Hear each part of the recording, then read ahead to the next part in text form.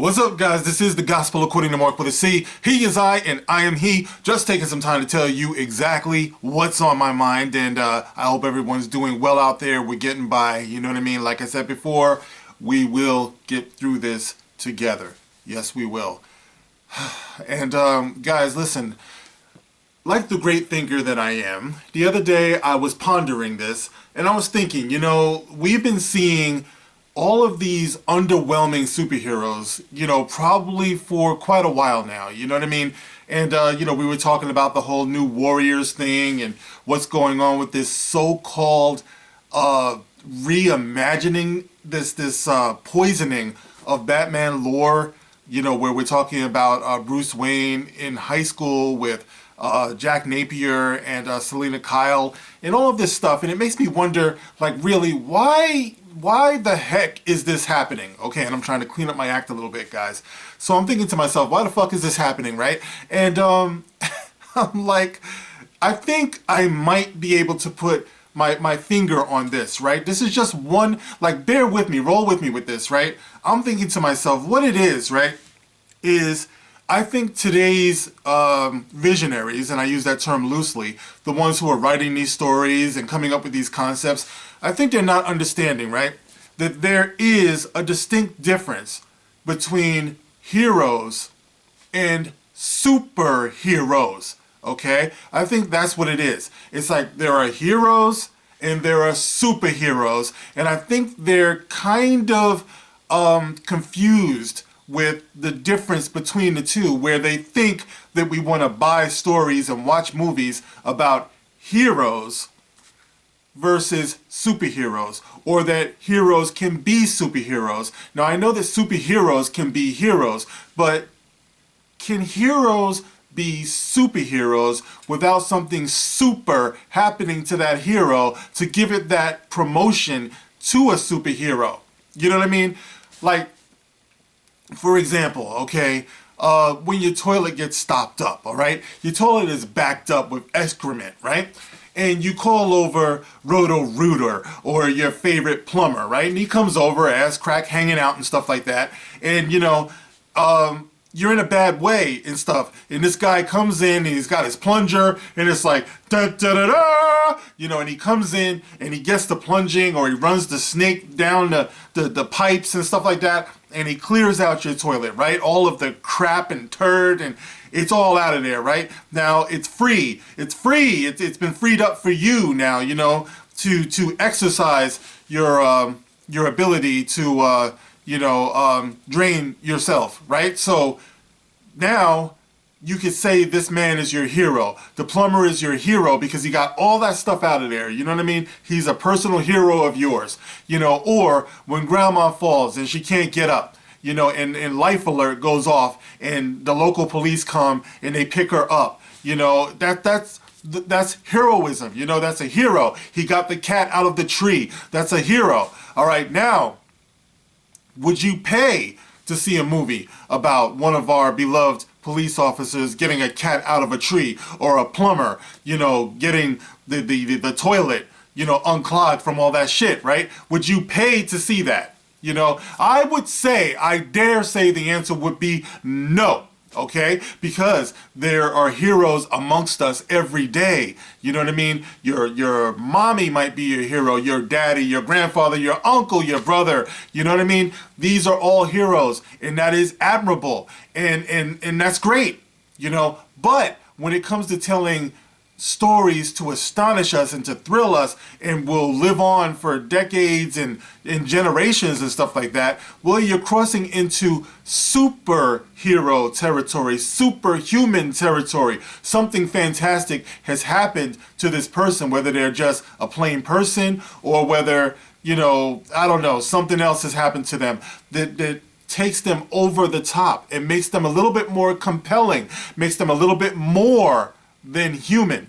You know what I mean? Like, I don't know if I'm explaining this right, but that's the difference. You know what I mean? It's like, if you want to sell your book, if you want to sell a movie, then you're going to have to sell it that way. And usually it starts with that fantastic occurrence that happened in that person's life. Take Spider-Man, for instance. Now, here's an ordinary kid, you know, in high school, Peter Parker.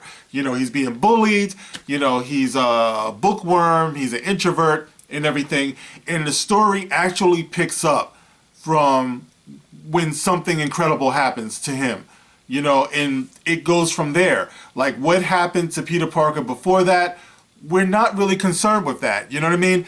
Like his extraordinary story starts from the moment that he gets bitten by that radioactive spider, in much the same way as Batman. You know, Batman's story starts, unfortunately for that character, when something tragic happens. You know, and his parents are killed, you know, in front of him, and it alters the life that he had up until that point. We are to assume that that life has been pretty, you know, uneventful. You know, so there's no reason to delve into what he did before that fateful night that changed the course of his life. Something happened that was extraordinary, that was fantastic. Speaking of such, the Fantastic Four, you know, when they got into that rocket and blasted off and got bombarded by those rays, that's where their story took place. You know, we got a little bit of backstory for each of those characters and stuff, but the real fun, the real excitement didn't start until that origin story started and they became superheroes. You know what I mean? And like I said before, there's nothing wrong with being a hero. That's not to take away from the heroes that are in our midst every day, the firefighters and all that stuff. But I believe it was the Foo Fighters, you know, who sang a song, who broke it down perfectly when they said, "There goes my hero. Watch him as it goes." You know, there goes my hero. He's what? He's ordinary. He's ordinary. Okay? That's the thing. Heroes can be ordinary, but we can love them and we can cherish them nonetheless. I've had several heroes in my life, you know, and all of them have been accessible to me in my life. I've tried to be a hero to my son.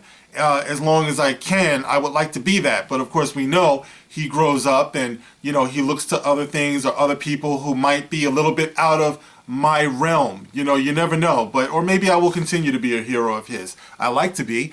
But the point about that is what I'm saying is that for everyone out there who wants to create these stories about, you know, superheroes and stuff like that, you have to challenge yourself. You have to say to yourself, what would be the defining moment that would take an ordinary person and make them extraordinary, that would even take a hero and make that hero to be a superhero?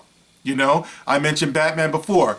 The character Commissioner Gordon is a perfect example. Commissioner Gordon is a hero. It's like you watched him do heroic things, but he can't be a superhero because something in his life has not happened to make him do something that would be out of the ordinary. You know, he's a police commissioner. He's got like a very strong moral compass, and that dictates his actions, you know, but his actions are appropriate for a police commissioner. You know, so he is a hero, but you're not going to see Commissioner Gordon swinging through, you know, a skyline or buildings and stuff like that, jumping off cliffs and, you know, piloting souped up jets and stuff like that, you know? So he's a hero, but he's not a superhero. So if you wanted to explore the backstory of Commissioner Gordon, I would say that might actually go down a little bit easier than exploring the backstory of Bruce Wayne, you know, in that way, you know, like, you know, what he did in school and stuff like that. You know, I don't know. You know, sometimes it can work to do a backstory and stuff. I'm not saying that, but I'm just saying that when you take that step into superheroism, usually there's some type of defining, like extraordinary, out of the ordinary, defining moment, you know, that makes you actually ponder, damn, what would that do to me if something like that happened to me, you know? Like, you know, would I become some type of superhero under those types of conditions, you know, under that, like incredible inspiration, you know? So that's all I'm talking about, you know? So when you have, you know, characters like what we were talking about, like Snowflake and Safe Space and Trailblazer, you know, and things like that, it's like, I believe you can be morbidly obese and be a hero. That's not what I'm saying. But a superhero in a story usually is somebody who we would really aspire to be, you know, at our best, you know, at our super best, you know, and I don't think a person at their super best, ideally would be morbidly obese. I think that would be something that you struggle to overcome. Maybe a superhero would be trying to overcome morbid obesity. Maybe that would be their weakness, or something. Honestly speaking, I'm not even trying to be funny, but yeah, so I think there is a difference. I think there's a real difference, a fundamental difference between heroes and superheroes, and I think blurring that line is what's created these underwhelming characters today. And I challenge these artists and these writers to remember that if you want to create a superhero, then you need to use your imagination and think what would give rise and give birth to a superhero. Not a hero, but a superhero. I don't know if that made any sense, guys, but that's just me thinking out loud. Am I onto something? Like, what do you think about that concept? Do you think that's what it is that people have tripped up by trying to make superheroes out of heroes? If that made any sense, let me know. Get in the comment section and share your opinions about that, or if you have any other examples or distinctions, like what the differences are between heroes and superheroes. Let me know, guys, if you care to. And as always, you can like, you can share, you can subscribe, and when you do subscribe, please hit the notification bell and pick all. All right, so you get all notifications for when I make my videos. You can always catch me on Twitter. All right, and I leave the link to my Twitter page in the pinned comment in the comment section, as well as a PayPal, should you choose to help a brother out. I do appreciate it. All right, guys, that's it for now. I'll catch you on the next one. This is The Gospel According to Mark with a C. Rock on.